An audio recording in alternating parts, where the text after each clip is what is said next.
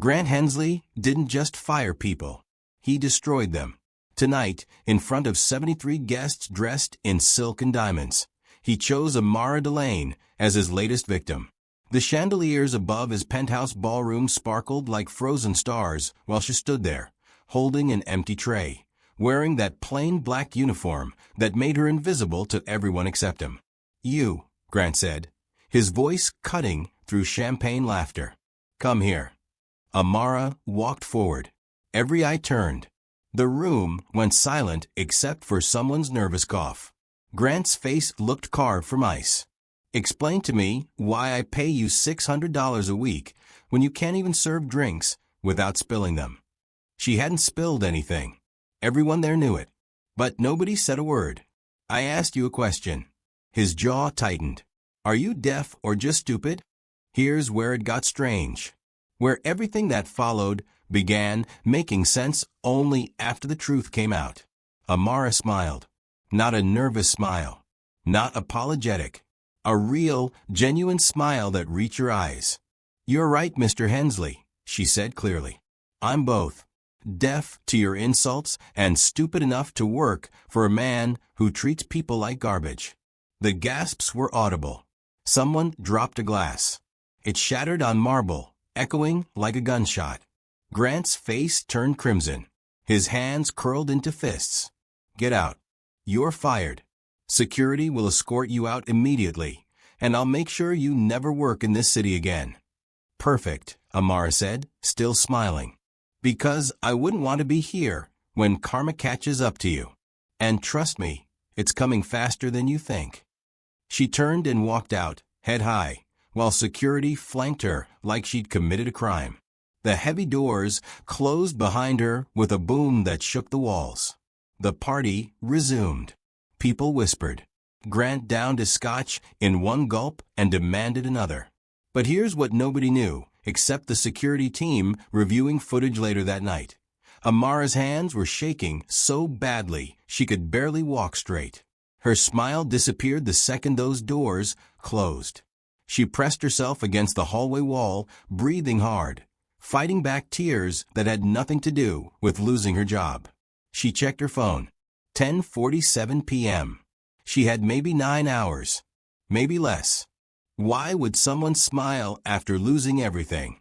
What could make a woman with 2 kids and rent due in 5 days deliberately provoke a billionaire who could blacklist her across every agency in Manhattan?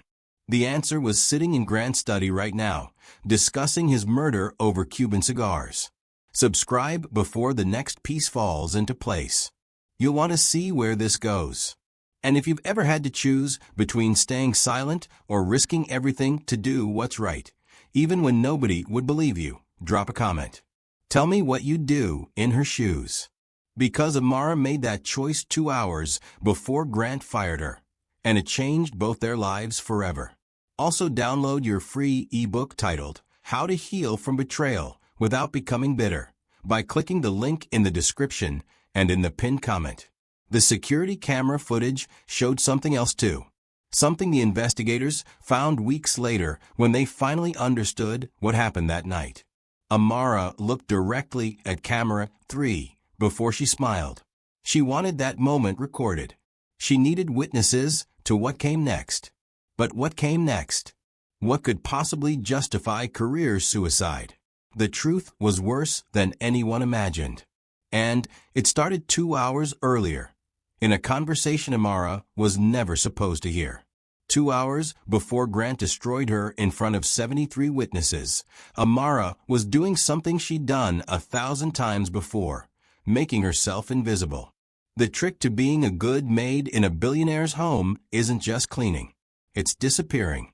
You learn to move through rooms like smoke, refilling glasses, and emptying ashtrays, while powerful people forget you exist. That night, Amara was clearing coffee cups from the hallway outside Grant's private study when she heard voices. Loud ones. Angry ones. She should have left. Should have walked away. But something in the tone made her freeze. "He's becoming a liability," a man said. She recognized the voice, Victor Castellano, chairman of Hensley Corp's board. If Grant blocks the merger tomorrow, we lose everything. $2 billion evaporates. Then convince him. A woman's voice. Diane Mercer, the CFO. Cold as winter. You've known him 20 years, Victor. Make him see reason. I've tried. Victor sounded exhausted. Desperate. He won't listen. He's obsessed with his father's legacy. He'd rather burn the company down than sell to Meridian. Silence. Heavy silence that made Amara's chest tighten. Then Victor said 5 words that stopped her heart. We proceed with contingency planning. The 9 a.m. option? Diane asked quietly. Yes. Make it look natural. A tragic accident. The board votes on the merger by noon.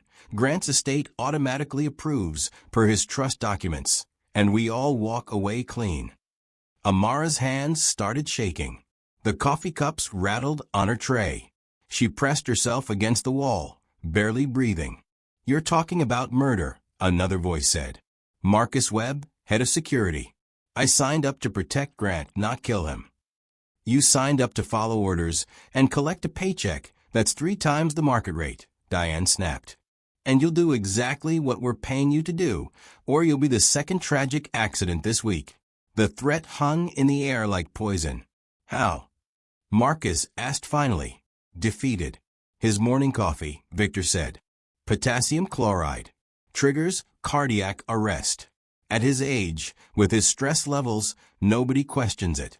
The paramedics see a 48-year-old executive who worked himself to death. Amara's pulse hammered, so loud she was sure they'd hear it through the door. And the maid? Marcus asked. She makes his coffee every morning at 7. Amara. Diane laughed. She's nobody. Single mother, 2 kids. Barely speaks unless spoken to. We'll give her a severance check and a glowing reference. She'll take it and disappear. And if she doesn't, then she joins Grant, Victor said flatly. But she will. People like her always do. They know their place. Footsteps approached the door. Amara moved fast, faster than she'd ever moved. Down the hallway, around the corner, into the kitchen. She set the tray down with trembling hands and gripped the counter, fighting nausea. They were going to murder Grant Hensley in 9 hours. And they expected her to help them do it. Her phone showed 8:43 p.m. Grant's morning coffee happened at 7 a.m. sharp. That gave her 10 hours and 17 minutes to figure out how to save a man who barely knew her name. She couldn't go to the police. What would she say? I overheard a conversation through a closed door. No evidence. No recording. Just the word of a maid against 3 corporate executives worth hundreds of millions. She couldn't warn Grant directly. Why would he believe her? She was furniture to him. Less than furniture. But she could do something none of them expected. She could make Grant hate her so much he'd throw her out before morning. Before 7 a.m. Before that poisoned coffee cup ever reached his lips. If she wasn't there to make his coffee, someone else would have to do it. And whoever did it would have to explain why. Security would ask questions. Timing would shift. The plan would unravel. It was the only way. So Amara did something crazy. Something that would cost her everything, but might save one miserable billionaire's life.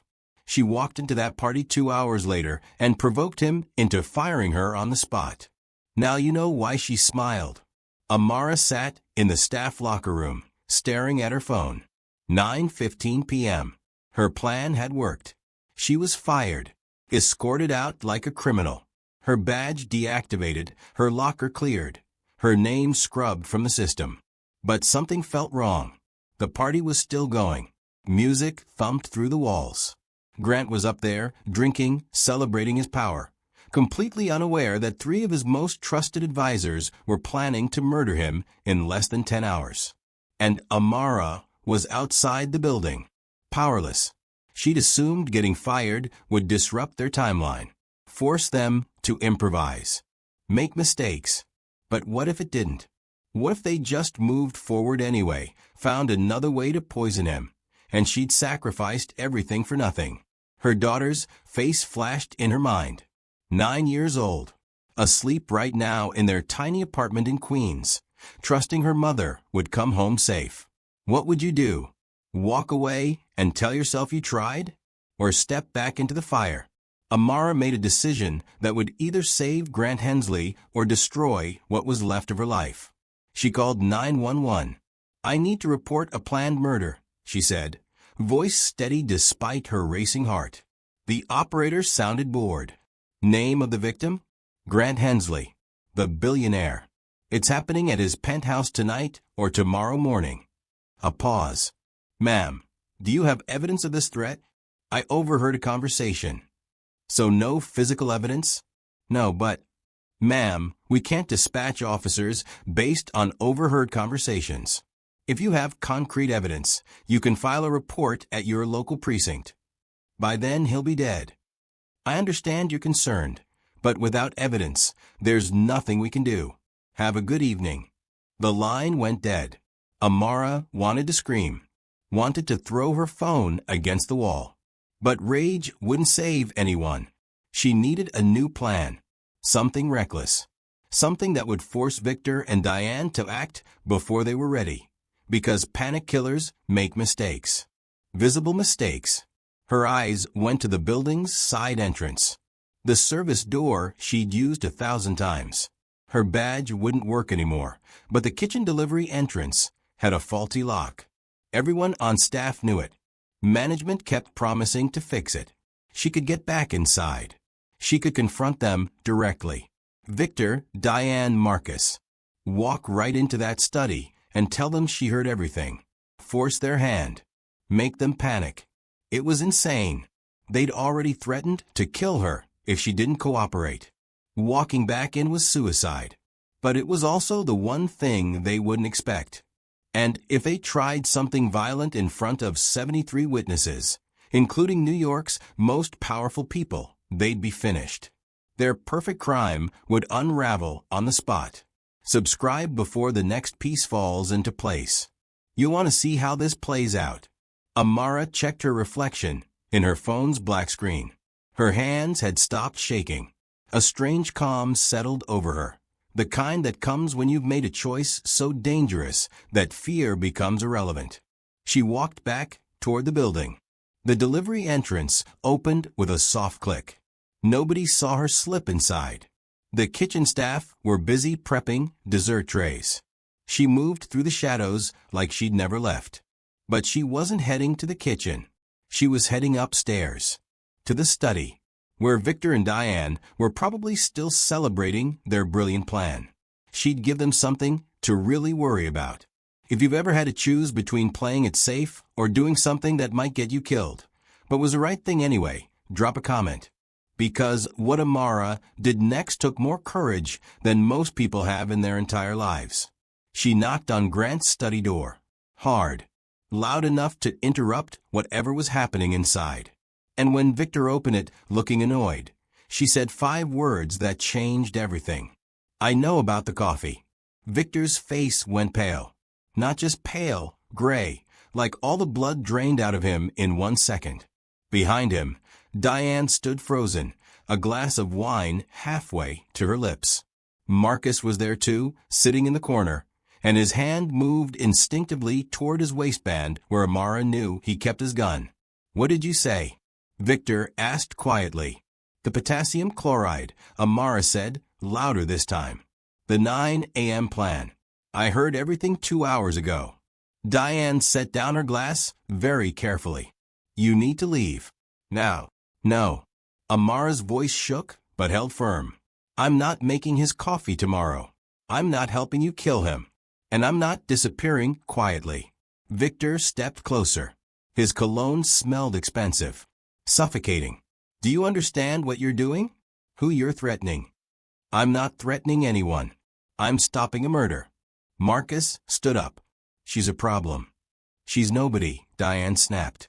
"A maid having some kind of breakdown. Security already escorted her out once tonight." "Then why is she back?" Marcus asked. Good question. Amara could see them trying to figure it out. Calculate the risk. Decide how to handle her. That's when Grant appeared at the top of the stairs, drink in hand, face still flushed from humiliating her earlier. What's going on? Why is she still here? Amara turned to him, met his eyes. They're going to kill you tomorrow morning. Poison in your coffee. Fake heart attack. The board votes on the merger by noon. Grant stared at her like she'd lost her mind. Then he laughed. Actually laughed. This is your revenge? Making up insane conspiracy theories because I fired you. I'm telling you the truth. You're delusional. He turned to Victor. Call the police. Have her arrested for trespassing and making threats. Grant, wait, Amara started. I said get out. Grant screamed. His face twisted with rage. You're done here. Security. Amara smiled. Not because it was funny. Because she'd planned for this exact reaction. She pulled out her phone and held it up. The screen showed a recording app. Red dot blinking. I've been recording this whole conversation. Every word. And it's uploading to a cloud server in real time. The room went silent. Diane's eyes widened. Victor's jaw clenched. Marcus's hand moved toward his gun again. You're bluffing, Victor said. Try me. That's when the lights outside suddenly got brighter.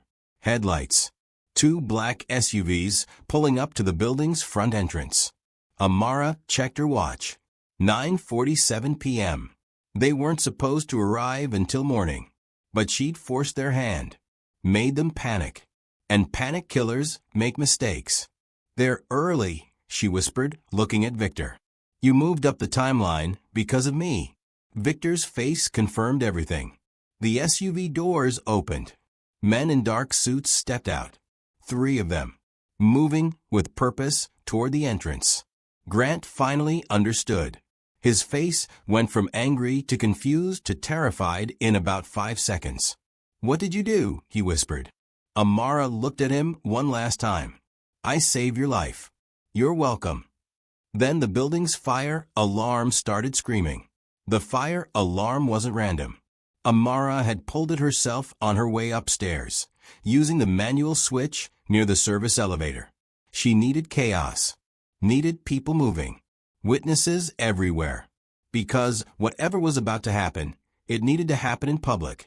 The party guests started flooding toward the exits, confused and annoyed. 73 people in designer clothes suddenly realizing they might actually be in danger. Grant stood frozen in his study doorway. This isn't real.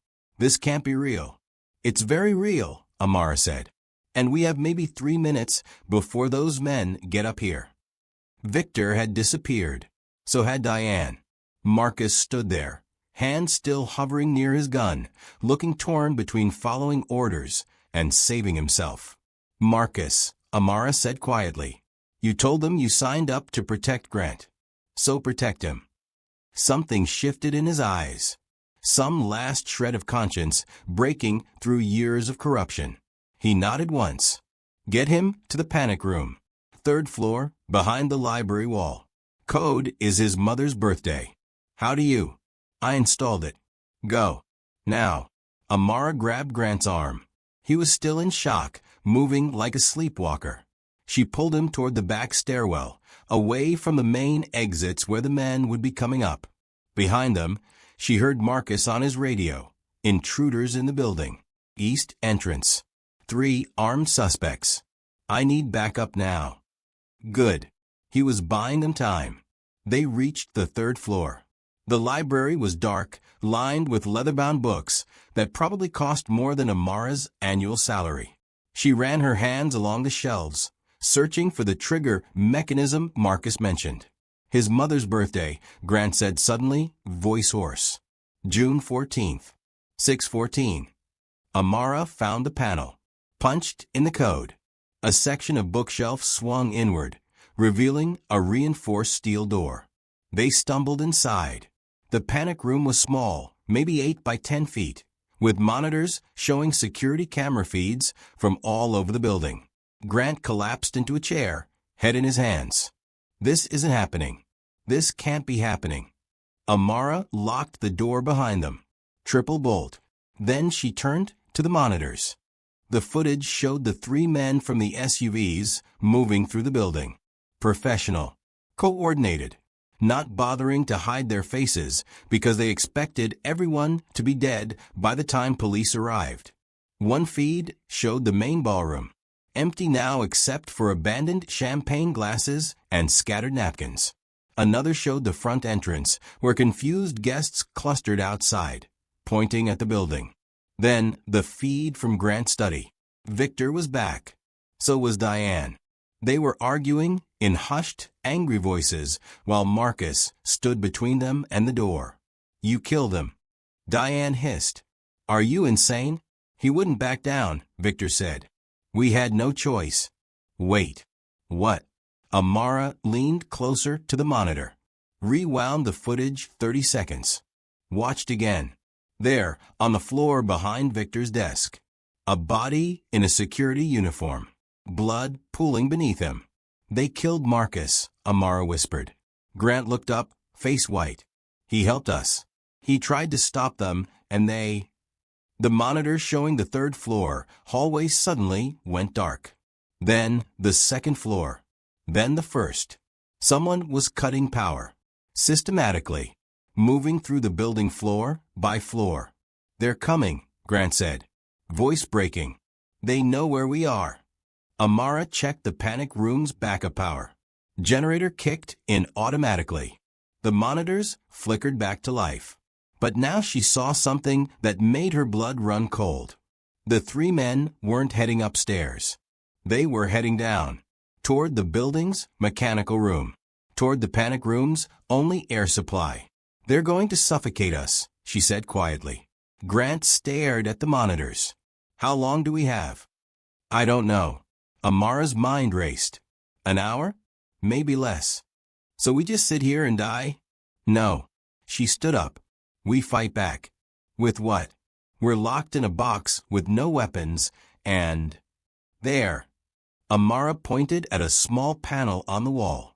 "Fire suppression system. This room has its own sprinkler controls in case the main system fails." Grant looked confused. "How does that help?" "The sprinklers are connected to the building's main water pressure. If we trigger them all at once, the mechanical room floods. They'll have to abandon whatever they're doing down there or drown." "That's insane." "So is sitting here waiting to suffocate." Amara was already pulling open the panel. Rows of switches. Labels for each floor. "I'm flooding the basement. You trigger the fire department override, that red button there. So the trucks actually come this time." Grant hit the button. Sirens wailed in the distance, getting closer. Amara flipped every switch.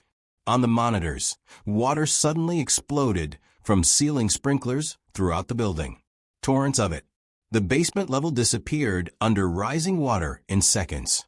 The three men scrambled upward, soaked, furious. "They're coming up here now," Grant said. "We just made them angrier." "Good. Angry people make mistakes." But Amara's confidence was crumbling. The panic room door was strong, but not indestructible. And once those men reached the third floor, they'd have all the time in the world to break through. Unless someone stopped them first. "Stay here," Amara said, moving toward the door. "What?" "No. You can't. I'm the only one who can." She unlocked the bolts. "They want you dead. They need you dead. But me? I'm just a witness. A loose end. I still have value as a hostage. You'll get yourself killed." "Maybe." Amara opened the door. "But I've made peace with that." The hallway outside was dark. Water poured from overhead sprinklers, turning the carpet into a swamp. Amara moved carefully, staying low. She could hear footsteps. Voices. The men were close. Then the lights cut out completely. Generator finally died. Total darkness except for emergency exit signs glowing green. Amara's pulse hammered. She pressed herself against the wall, barely breathing.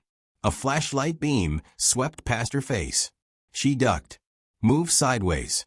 Her foot hit something metal, a fallen picture frame, and it clattered loudly.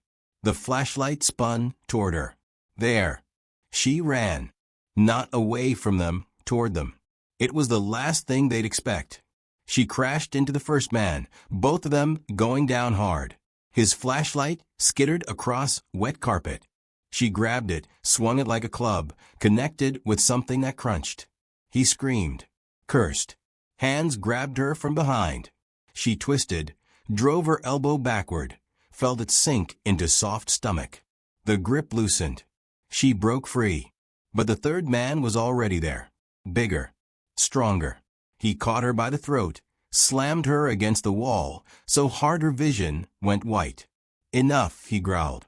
His breath smelled like cigarettes and something chemical. Where's Hensley? Amara couldn't answer. Couldn't breathe. Black spots danced in her vision.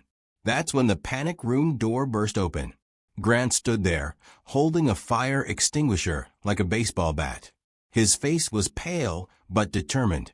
Let her go, he said. The man laughed. Or what? Grant swung the extinguisher, caught the man square in the jaw. He dropped like a stone, releasing Amara. She gasped for air, coughing, throat burning. The other two men were getting up. One had a broken nose. The other looked dazed. Grant pulled Amara toward the stairwell. Move. They stumbled down the stairs together, water cascading around them. Behind them, footsteps pounded. Angry shouts. A gunshot rang out, punching through drywall inches from Grant's head. They burst onto the ground floor. The front entrance was ahead. Through the glass doors, Amara could see flashing red and blue lights. Police. Fire trucks. Finally. But the men were right behind them. Footsteps closing in. Amara turned, put herself between Grant and the stairwell, raised her hands. Stop, she said. It's over. The police are here. You shoot us now, you die too. The lead man emerged from the stairwell. Blood dripped from his nose. His gun pointed directly at her chest. Then we all die, he said. His finger tightened on the trigger. That's when the front doors exploded inward. SWAT team. 6 officers in full tactical gear. Rifles raised. Drop the weapon. Hands up. Now. The man hesitated. Looked at Amara. At Grant. At the police. Then he lowered his gun and raised his hands. It was over. If you believe unseen heroes like Amara deserve to be remembered, hit subscribe. Staying silent means siding with the villains. The police spent 4 hours taking statements. Victor Castellano and Diane Mercer were arrested at 2:17 a.m., trying to board a private jet to the Cayman Islands. The 3 hired men gave up their employers within 20 minutes of interrogation. Marcus Webb's body was found in Grant's study, exactly where the security footage showed. By sunrise, every news channel in New York was running the same headline: Billionaire saved by his maid. Reporters swarmed the building. Cameras everywhere. Everyone wanted the story, the drama, the heroic maid who risked everything to save her cruel boss. But Amara Delane was already gone. She'd slipped out through the service entrance around 3 a.m., while Grant was still giving his statement to detectives. No goodbye. No forwarding address. Just vanished into the city like smoke. Grant didn't realize she'd left until a reporter asked to interview them together. He turned to look for her and found only empty space where she'd been standing minutes earlier. Where's Amara? He asked the officer nearby. The cop shrugged. She signed her statement and left. Said she needed to get home to her kids. Grant felt something twist in his chest. She'd saved his life, literally taken a bullet meant for him. And he didn't even know where she lived. Didn't know her children's names. Didn't know anything about her except she made excellent coffee and wasn't afraid to die for what was right. He'd paid her $600 a week for 3 years and never once asked about her life. The news coverage was relentless. By noon, Amara's face was everywhere. Security footage of her smile, the one that started everything, played on loop. Experts analyzed her body language. Commentators debated her motives. Was she a hero or was she reckless? Did she have a secret relationship with Grant Hensley? What really happened that night? Grant watched it all from his hospital room. Minor injuries, mostly bruises, and felt sick. They were turning her sacrifice into entertainment, dissecting her courage like it was a reality show twist. His phone wouldn't stop ringing. Lawyers, PR teams, board members asking what happens to the company now that half the leadership was in jail. He ignored them all. Instead, he pulled up his payroll records, found Amara's file. Address listed, 2847 Steinway Street, Queens. Apartment 4B. He sent his driver there that afternoon with an envelope containing $50,000 cash and a note. Thank you for my life. Please accept this with my deepest gratitude. Grant. The driver returned 2 hours later. Envelope unopened. Nobody by that name lives there, the driver said. Building manager said the apartment's been empty for 6 months. Previous tenant moved out, no forwarding address. Grant stared at the returned envelope. She'd given him a fake address. 3 years of paychecks sent to a place she didn't live. Who was Amara Delane? And why did someone willing to die for him disappear the moment the danger passed? Grant Hensley wasn't used to people saying no to him. For 2 weeks, he searched, hired private investigators, checked every hospital within 50 miles, called every shelter, every church, every community center in Queens and Brooklyn. Nothing. Amara had disappeared completely. His investigators found records, birth certificates for 2 daughters, ages 9 and 6. School enrollment at PS 157 in Astoria. But the address on file was the same fake one from his payroll. The school secretary said the mother always picked up the kids personally, paid fees in cash, never left a phone number. She was very private, the secretary said. Nice woman though. Always polite. The girls were sweet. Were. Past tense. Because 3 weeks ago, right after the news broke, Amara had withdrawn both daughters from school. Just stopped showing up. Grant felt something he'd never experienced before. Helplessness. All his money, all his power. And he couldn't find one woman who'd save his life. Then, on a rainy Tuesday afternoon, his driver got lost taking a shortcut through East New York. They were stuck in traffic when Grant saw something through the rain-streaked window. A woman with 2 young girls, walking toward a crumbling building with a faded sign, Lighthouse Community Center. The woman's posture, the way she held the older girl's hand. Stop the car, Grant said. His driver looked confused. Sir, this neighborhood. Stop. The car. Grant stepped out into the rain, followed them inside the building. The lobby smelled like mildew and determination, peeling paint, flickering lights. But voices inside, children's voices, laughing and excited. He found Amara in what used to be a gymnasium. 20 kids sitting on the floor around her, watching a cracked tablet propped on a folding chair. She was teaching them coding, basic programming, her voice patient and encouraging. See? You just change this number here and the character moves faster. Try it, Keisha. A girl no older than 10 took the tablet, fingers flying across the screen. When the animation worked, the whole group cheered. Amara's smile was genuine, tired but real. That's when she saw Grant standing in the doorway. The smile vanished. Something guarded replaced it. Class is over for today, she said quietly. Keisha, you're in charge. Make sure everyone packs up properly. She walked over to Grant, led him outside to the hallway, crossed her arms. How did you find me? Luck, Grant said, and desperation. You shouldn't be here. I needed to thank you, to give you. I don't want your money. Her voice was firm, final. I didn't do it for a reward. Then why did you do it? Amara looked at him for a long moment. Because I watched my father die when I was 12. Heart attack. Nobody around who knew CPR. Nobody who cared enough to call 911 fast enough.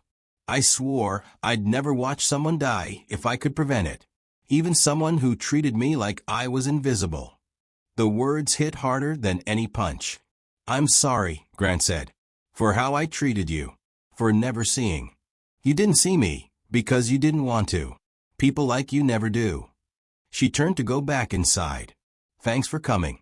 But we're fine here. You're teaching 20 kids on one broken tablet in a building that should be condemned. So let me help. Please. Not money, time, resources. Whatever you need. Amara stopped. Turned back. Why?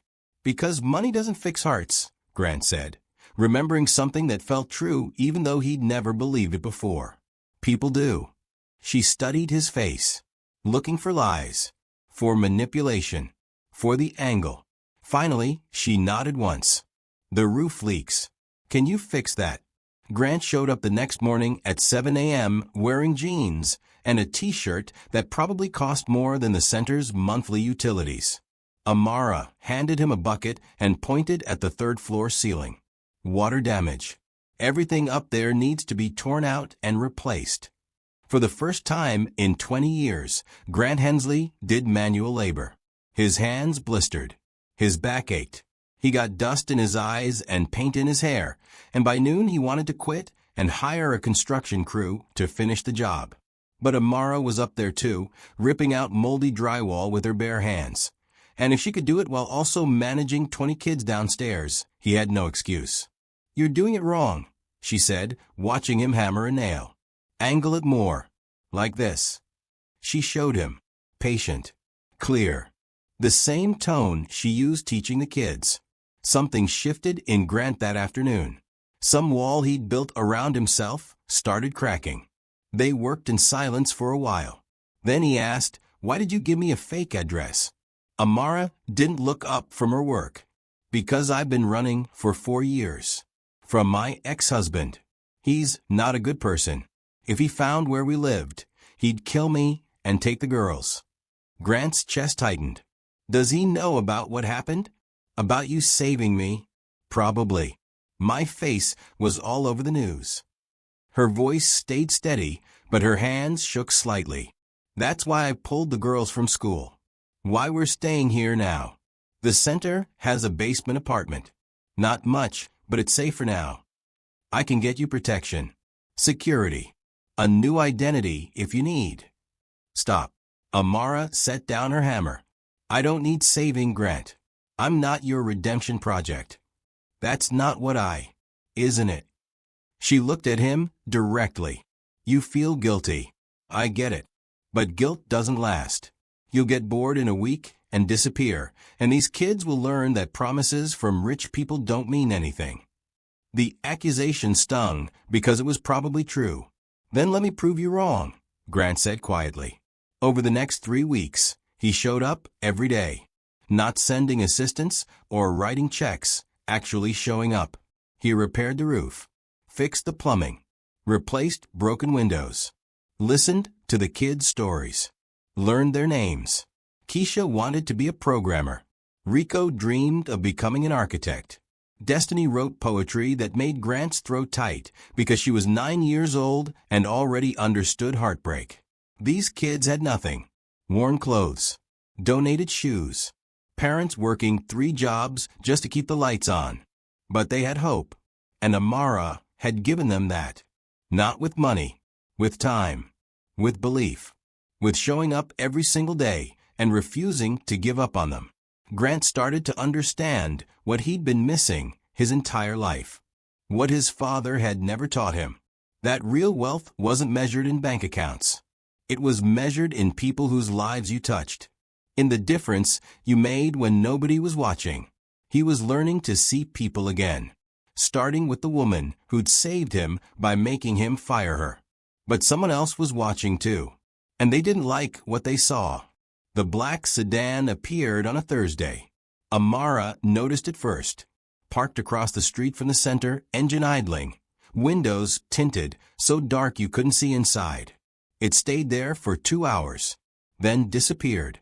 The next day it was back. Same spot. Same tinted windows. You see that car? Amara asked Grant. They were in the center's tiny office, reviewing budget numbers for a new computer lab. Grant looked out the window. Yeah. Why? It's been there 2 days in a row. Nobody gets out. Nobody comes in. Maybe they're lost. For 6 hours, Amara's jaw tightened. Something's wrong. Grant wanted to dismiss her concern, tell her she was being paranoid. But this was the woman who'd overheard a murder plot and saved his life. Her instincts weren't paranoid. They were accurate. "I'll have my security team check it out," he said. But the car disappeared before anyone arrived. Vanished like it had never been there. That night, Amara found the envelope. It was tucked under the center's front door. Manila. Unmarked. She opened it carefully. Inside, photographs. Dozens of them. Her walking with her daughters. Teaching the kids. Grocery shopping. Leaving the center late at night. Every photo taken from a distance, zoomed in, professional quality. Someone had been following her for weeks. At the bottom of the stack, a single piece of paper. Typed message, no signature. "You're trusting the wrong savior. Ask Grant about the Singapore deal. Ask him about the real reason Victor wanted him dead. Some debts can't be forgiven." Amara's hands trembled. She showed Grant the envelope the next morning. His face went white. "I don't know what this means." "What's the Singapore deal?"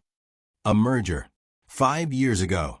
I backed out at the last minute because the due diligence revealed accounting fraud. Victor was furious, but I thought—" Grant stopped. "I thought he'd moved on. Moved on enough to have you killed. That was about the Meridian merger, not Singapore." "Are you sure?"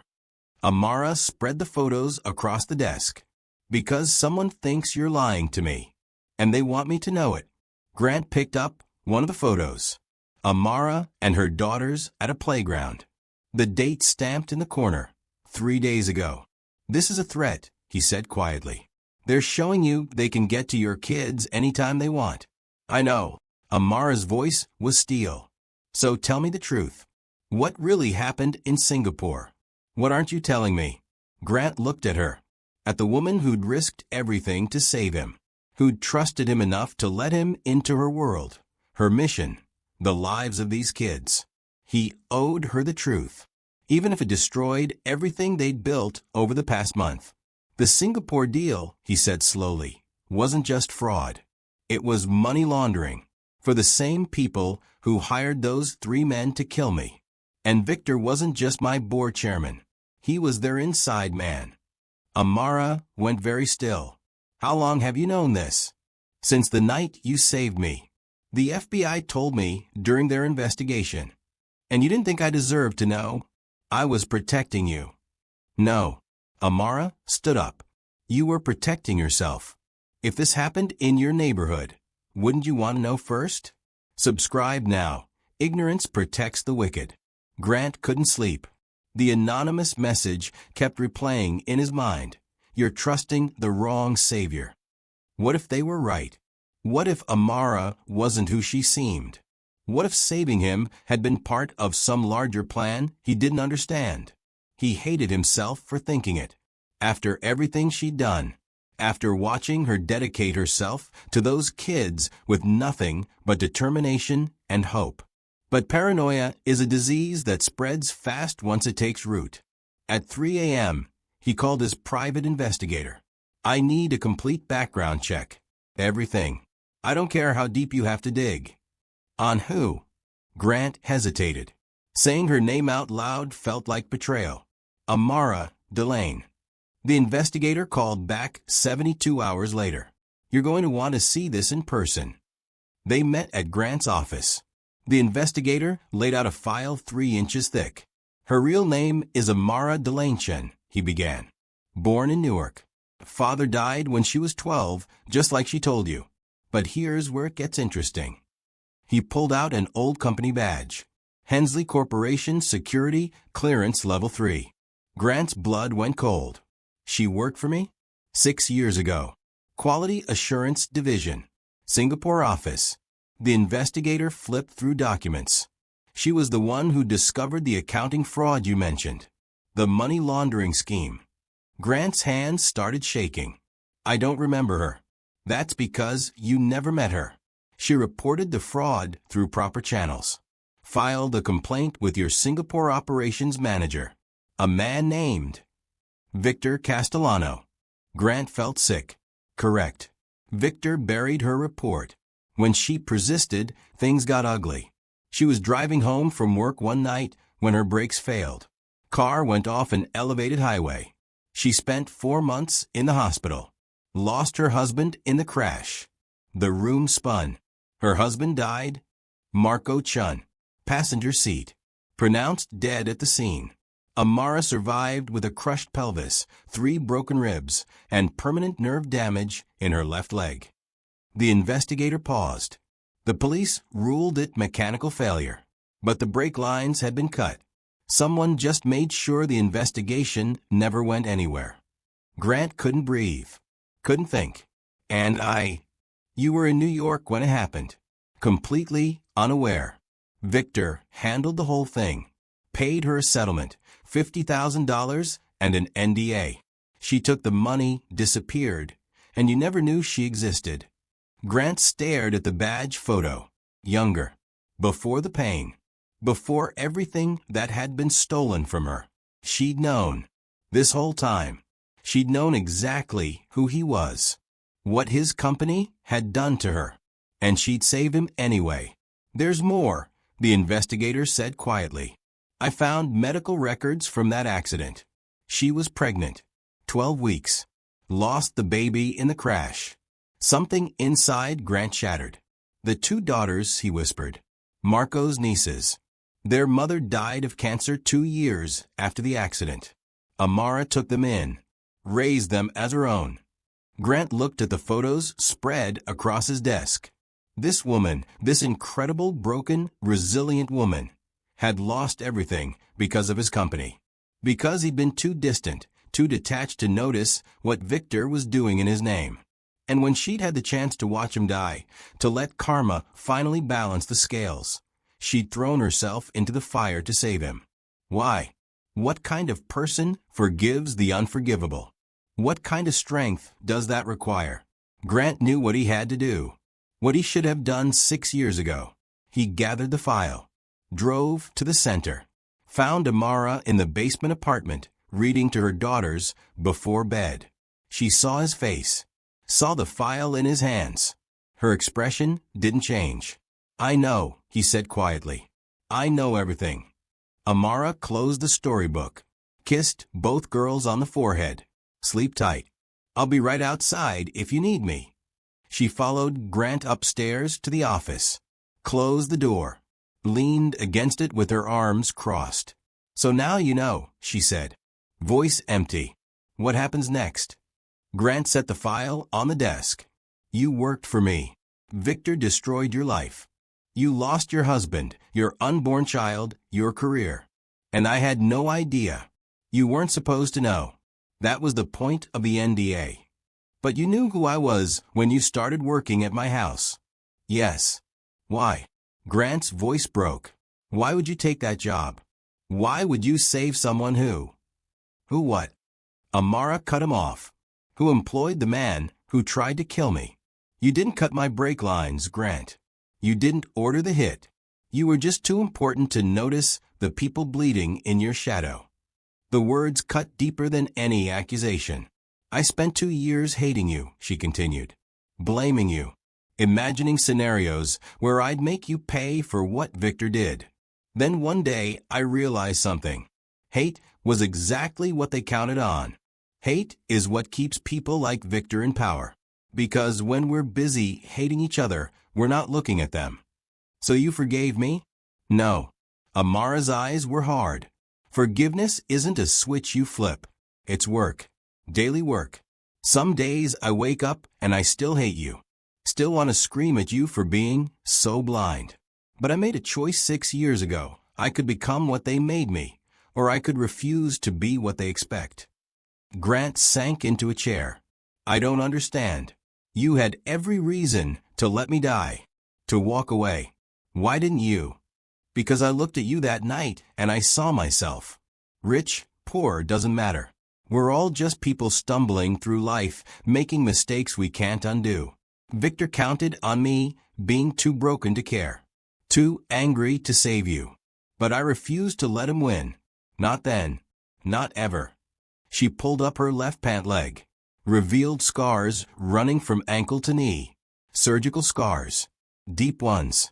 This is what's left of that night. I limp when it rains. Some days I can barely walk. The doctors said I'd never run again. She let the fabric fall. But those girls downstairs? They need someone who shows them that pain doesn't get the final word. That you can be destroyed and still choose kindness. Grant wiped his eyes. He was crying and didn't care. I'm so sorry. For all of it. For not knowing. For not protecting you. You can't protect people you don't see. Amara's voice softened slightly. That's what I'm trying to teach you. Why I let you work here. Not because I need your money or your guilt. Because you need to learn what it means to actually look at people. To see them as human beings instead of functions. I'm trying. I know. That's why I haven't thrown you out yet. A long silence settled between them. Not comfortable, but honest. The file says Victor paid you $50,000, Grant said finally. That's an insult for what happened to you. Money doesn't bring back the dead. No, but it can honor them. Grant stood, pulled out his phone, made a call. I'm establishing a foundation. $10 million. In Marco Chen's name. For families affected by corporate negligence. You'll have full control over how it's distributed. Amara stared at him. I don't want. This isn't about what you want. It's about what's right. What should have happened 6 years ago? His voice steadied. You're not my savior, Amara. You're my mirror. You show me who I should have been all along. She looked at him for a long moment. Then nodded once. Okay. It wasn't forgiveness. Not yet. But it was a start. 3 weeks passed. Grant kept his distance, giving Amara space to process everything. But he didn't stop working. Couldn't stop. He sold his vacation estate in the Hamptons. $8 million. Put every cent into the Lighthouse Community Center's endowment. Not in his name. In hers. The paperwork was filed quietly. No press releases. No photo ops. Just legal documents transferring ownership and control to Amara Delanchin, with stipulations that ensured the center would operate in perpetuity, fully funded, with salaries for staff and scholarships for every kid who walked through those doors. He didn't tell her. Didn't ask permission. Just did it and hoped she wouldn't kill him. She found out by accident. A lawyer showed up with documents requiring her signature. She called Grant immediately, voice shaking with anger. What did you do? The right thing, he said. Finally, she was waiting when he arrived, standing in the center's entrance, holding the legal papers like evidence at a trial. You put my name on this? Her voice was controlled fury. Without asking me? Yes. This is $8 million, Grant. You can't just. I already did. He met her eyes. You changed me. Let me change chances for these kids. For their kids. For everyone who walks through that door and needs to believe the world isn't completely broken. This is too much. It's not nearly enough. Grant's voice cracked. I can't give you back your husband. Can't undo 6 years of pain. Can't fix what Victor destroyed. But I can make sure you never have to choose between helping these kids and keeping the lights on. I can make sure this place survives long after we're both gone. Amara looked down at the papers. At her name printed in official legal text. Sole proprietor. Full discretion. Complete control. Why, she whispered. Because you taught me that wealth means nothing if you die alone and unmourned. That real legacy isn't buildings with your name on them. It's people whose lives you changed when nobody was watching. He gestured at the center around them. This is your legacy. I'm just honored to help build it.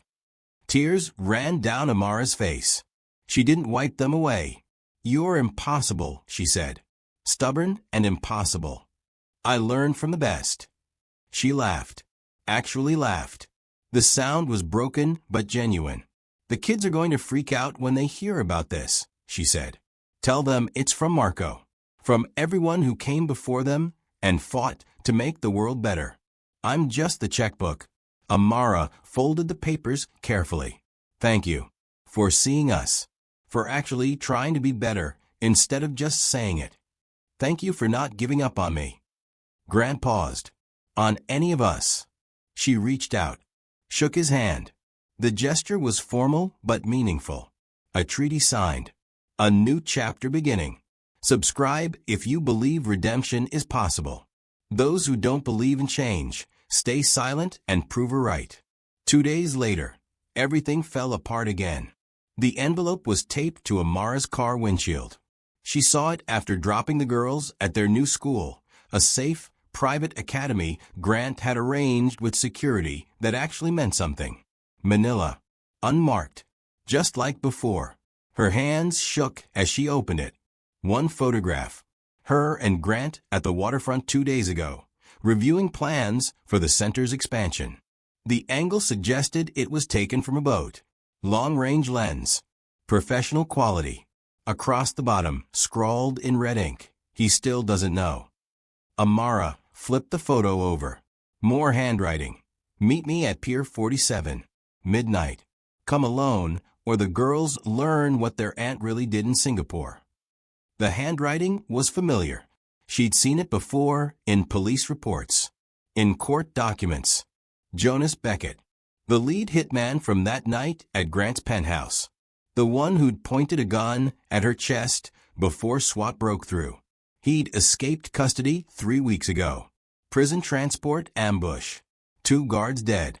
Beckett vanished into the city like a ghost. And now he wanted to talk. Amara drove straight to Grant's office. Burst in without knocking.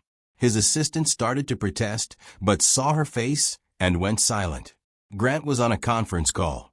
He took one look at Amara and told everyone he'd call back. What happened? She showed him the photo. The message. Watched his face go from confused to terrified in seconds. Beckett escaped. Grant grabbed his phone. I'm calling the FBI right now. No.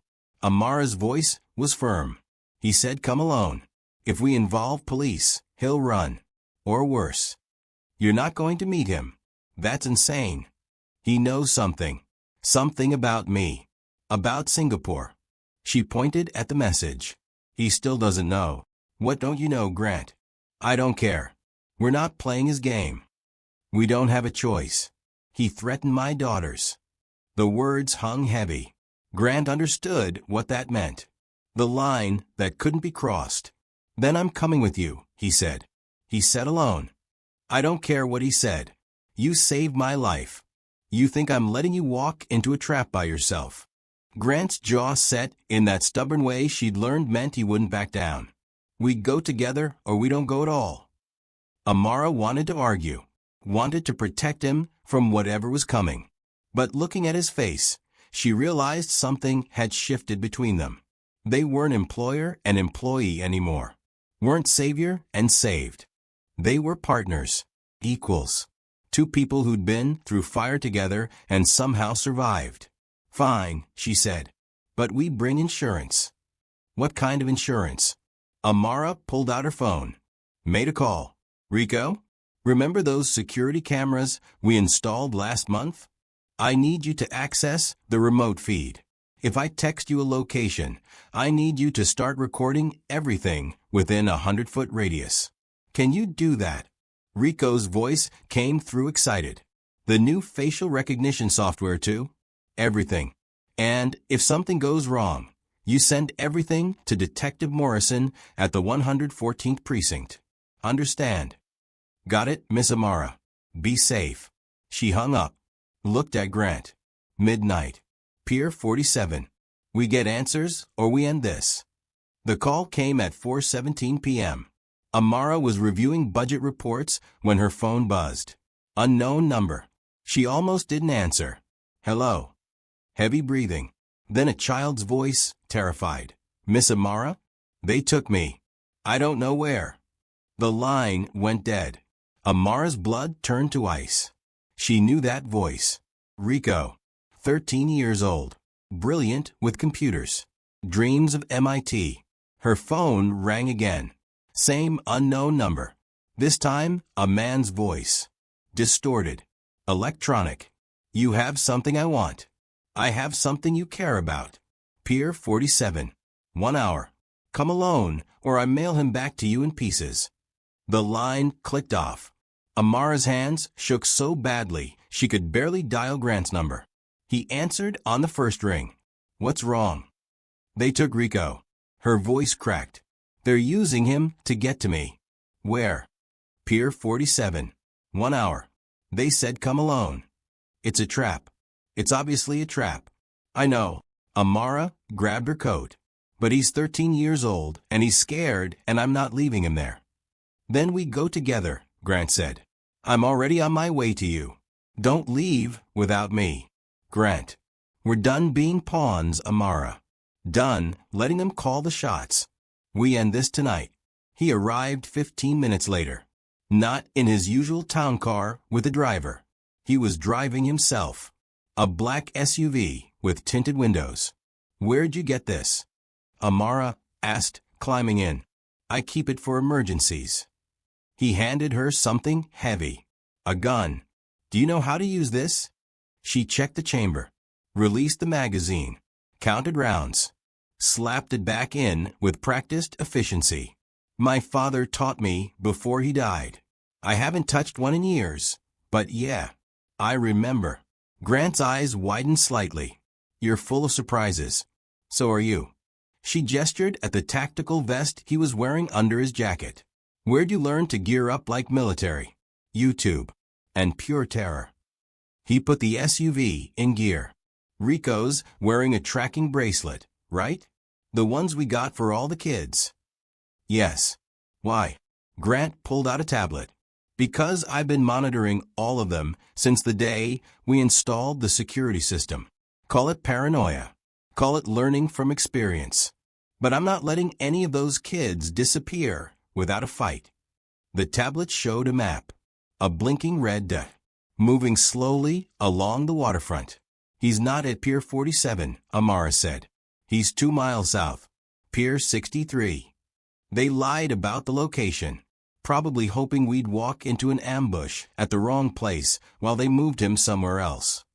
Then we surprised them instead. They drove in tense silence. The sun was setting, painting the Hudson River orange and red. Beautiful and terrible at the same time. Amara kept checking her gun. Her hands had stopped shaking. A cold calm settled over her, the same feeling from that night at Grant's penthouse. The moment when fear becomes fuel. If something goes wrong, she said quietly, get Rico out first. Promise me. Nothing's going wrong. Grant. Promise me. He looked at her. I promise. But only if you promise the same thing. We both walk out of there. With Rico. No heroes. No sacrifices. Amara wanted to agree. Wanted to believe it would be that simple. But she'd seen enough violence to know promises don't stop bullets. They parked 3 blocks away. Approached on foot. The pier was abandoned. Old warehouses scheduled for demolition. Broken windows. Graffiti everywhere. The tracking signal showed Rico inside the largest building. 2nd floor. Grant moved to the front entrance. Amara grabbed his arm. Back door. They'll be watching the front. They circled around. Found a rusted service entrance. The door hung crooked on broken hinges. Beyond it, darkness and the smell of mildew and old machinery. Somewhere inside, a child was crying. Amara raised her gun. Stepped through the doorway. Grant followed close behind. And the trap closed around them. The lights snapped on. Blinding. Industrial floods positioned to create shadows and confusion. Amara squinted, raising her gun, sweeping for targets. Rico sat in the center of the warehouse floor, tied to a metal chair. Tape over his mouth. Tears streaming down his face. But alive. Unharmed. Drop the weapons. A voice called from the darkness. Both of you. Now. Jonas Beckett stepped into the light. He looked different from the night at Grant's penthouse. Thinner. Wild-eyed. a desperation that made him more dangerous, not less. He held a gun, casually, pointed at Rico's head. I said drop them. Amara set her gun on the ground slowly. Grant did the same. They raised their hands. Good. Jonas kicked their weapons away. They skittered across concrete into shadow. Now we can have a proper conversation. Let the boy go, Amara said. This is between us. Is it? Jonas laughed. Bitter.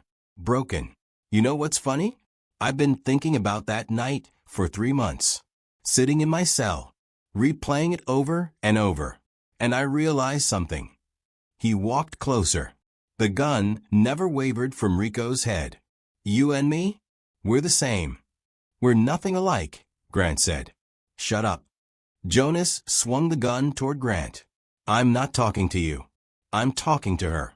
His eyes locked on Amara. You're just like me.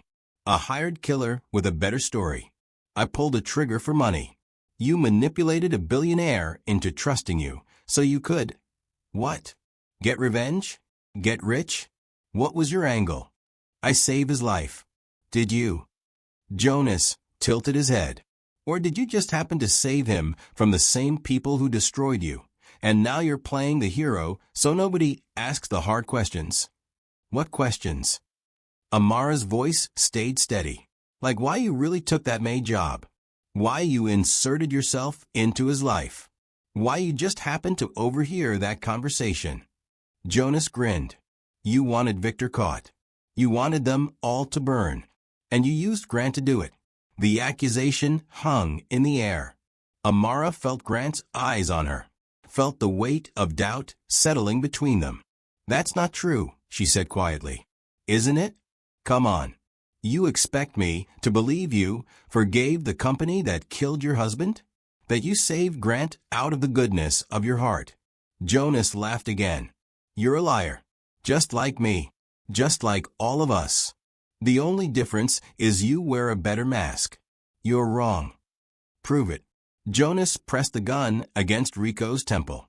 The boy whimpered. Choose. The billionaire or the kid? I shoot one. You pick which. Time froze. Amara's mind raced through options. Distance to Jonas, 20 feet. Too far to reach him before he fired. Her gun, somewhere in the shadows. Grant's gun, same. Rico, helpless. Terrified. What would you do? When evil forces you to choose between 2 innocent lives, what's the right answer? Me, Amara said. Shoot me. Let them both go. That's not the game. Then change the game. She stepped forward. Hand still raised. You want to prove I'm a liar? That I'm using Grant? Fine. Kill me. See what happens. See if he cries or if he just goes back to his penthouse and forgets I existed. Jonas hesitated. She'd surprised him.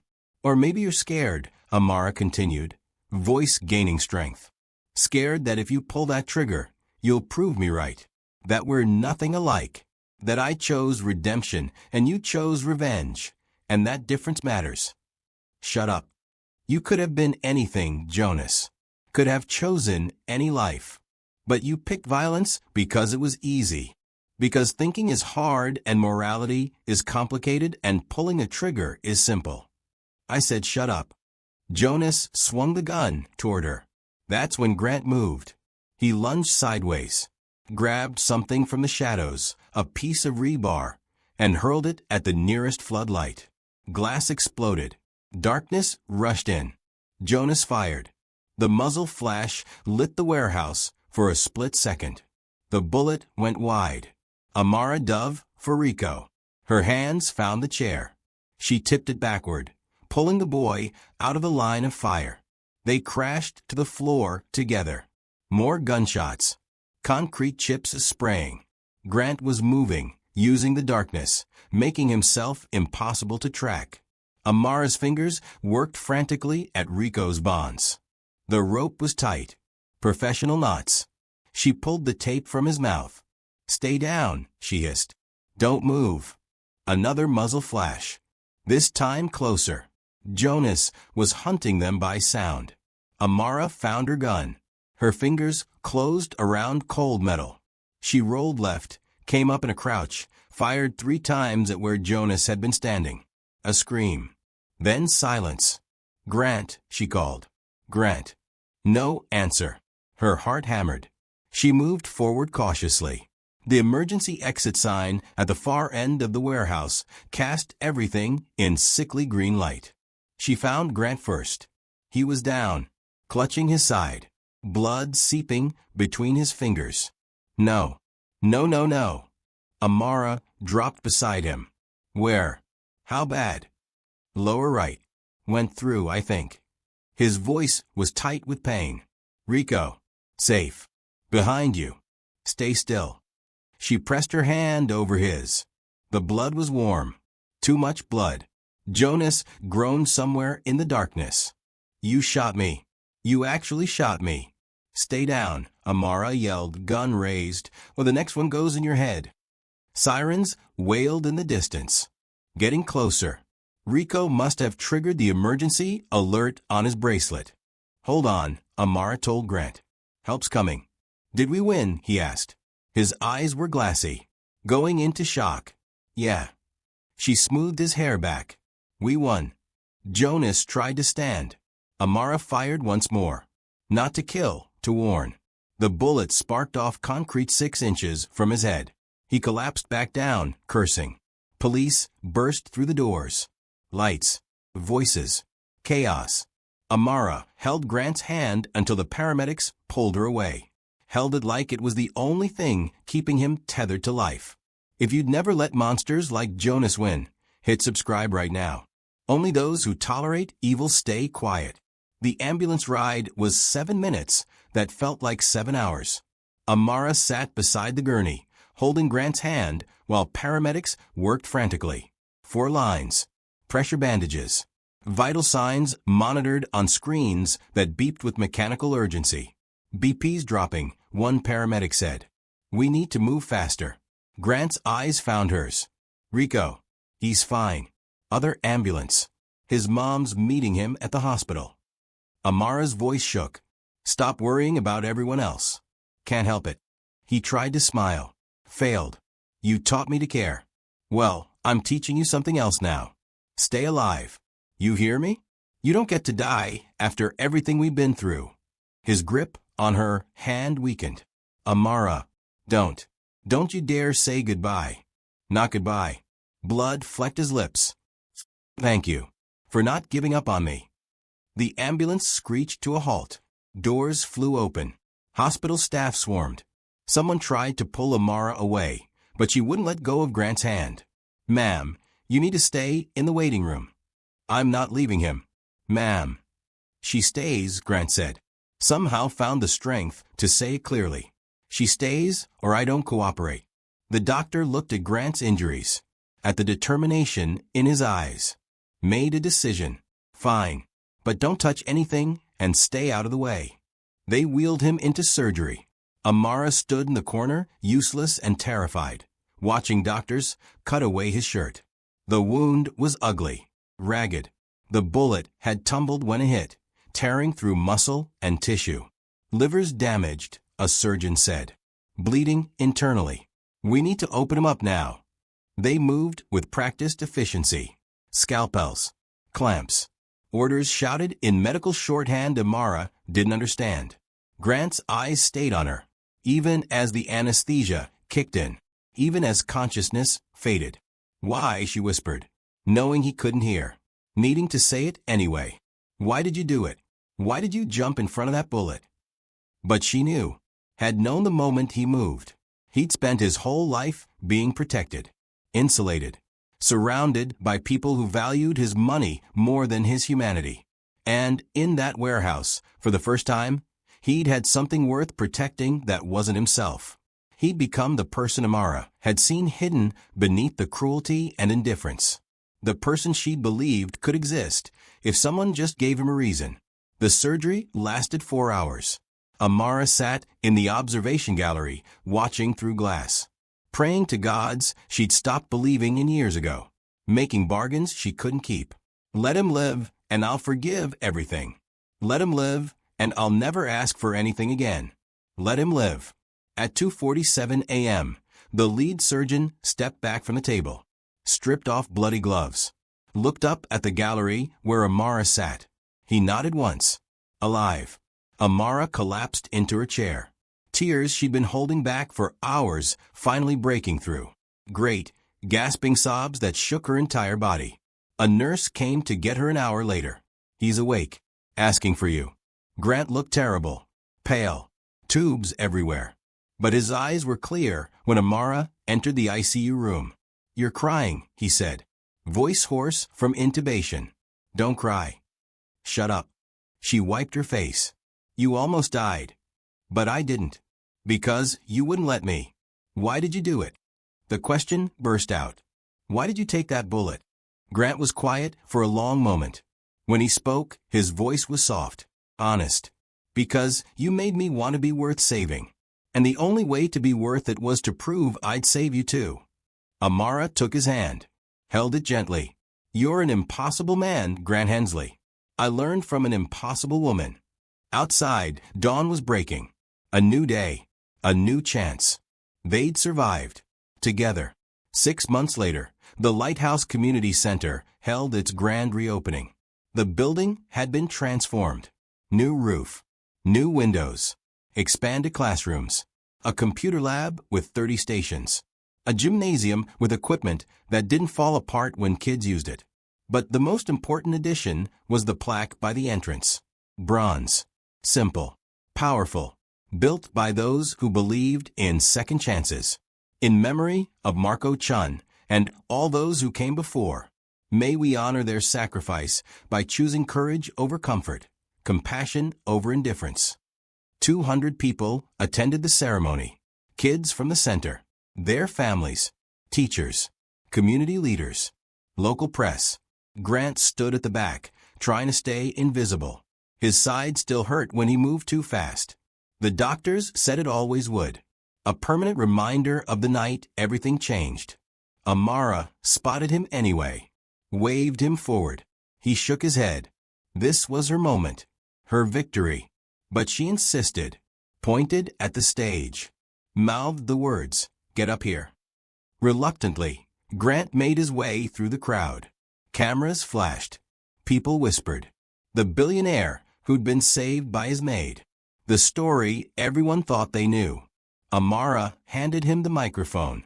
Say something. Grant looked at the faces watching him. Kids he'd learned to know, by name. Keisha, who wanted to be a programmer. Destiny, who wrote poetry. Rico, who'd survived a kidnapping and was somehow still smiling. I'm not good at speeches, Grant began. I'm better with numbers than words. But someone very wise taught me that the most important things can't be measured in dollars. He glanced at Amara. She nodded encouragingly. 6 months ago, I was a different person. Angry. Disconnected. Convinced that power meant control and wealth meant success. Then a woman I'd treated like furniture risked everything to save my life. And in doing so, she saved something more important. She saved who I could become. His voice grew stronger. This center isn't charity.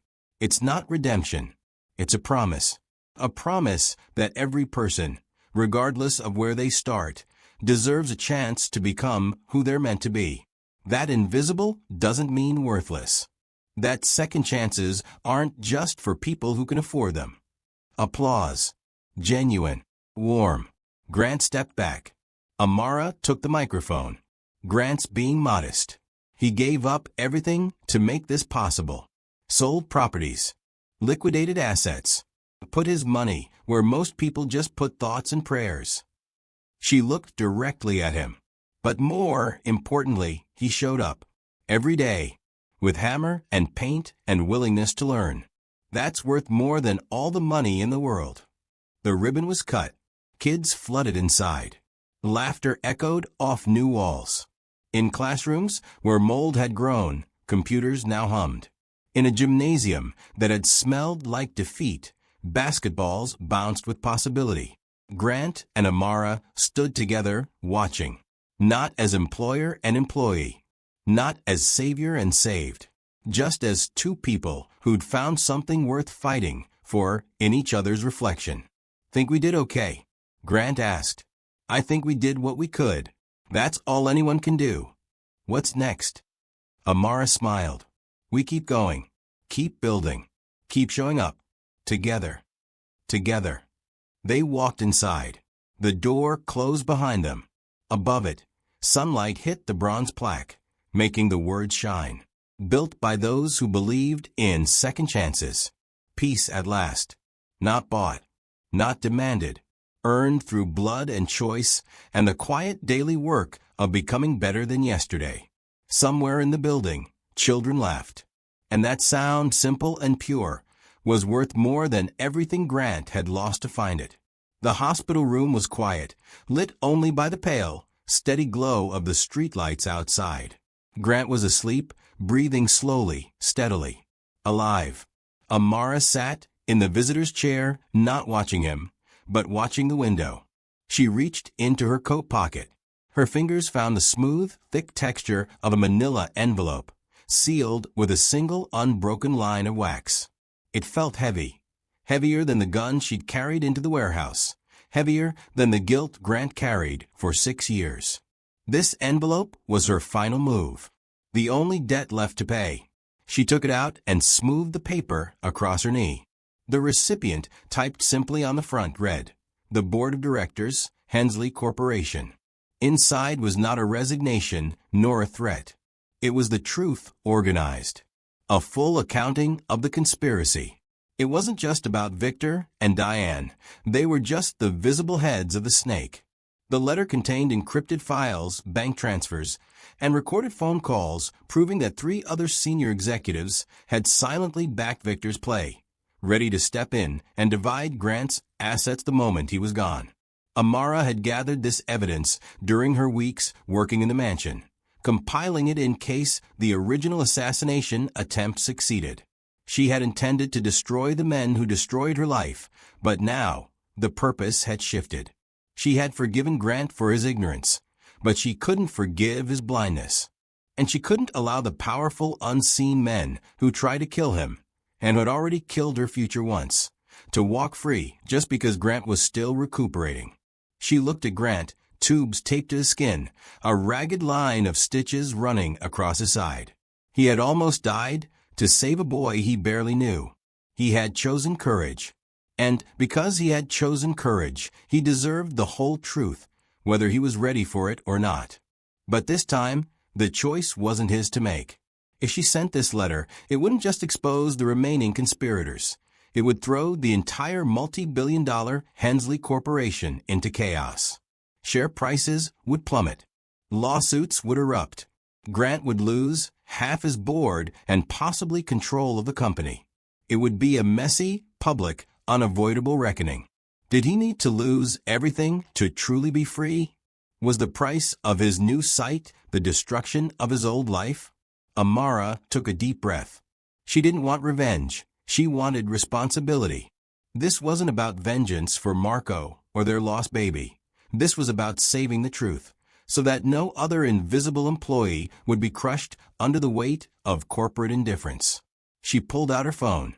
Her thumb hovered over the contact labeled, "Corporate Lawyer Good." "If this whole experience taught us anything," she muttered to the sleeping Grant, "it's that some monsters can only be killed with paperwork." But a small, nagging doubt kept her fingers still. If Grant woke up and discovered she had destroyed his empire, would he regret the choice he made in the warehouse? Would he see her as his savior or his ultimate executioner? She sealed the envelope tighter, the wax cracking faintly under the pressure. The battle outside the penthouse was over, but the unseen war for Grant's soul was just beginning. What do you think Amara should do? Should she send the letter and expose the rest of the board, costing Grant everything, but ensuring justice? Or should she protect his recovering health and let the company survive? Tell us in the comments what your final move would be. Amara's hand held the thick, sealed envelope addressed to the board of directors. The quiet beeping of Grant's heart monitor was the only sound in the tense hospital room. The fate of an $8 billion empire rested on her next move.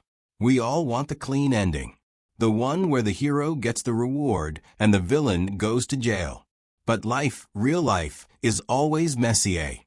Grant Hensley survived the hitmen, the flood, and the final showdown. He even survived his own indifference.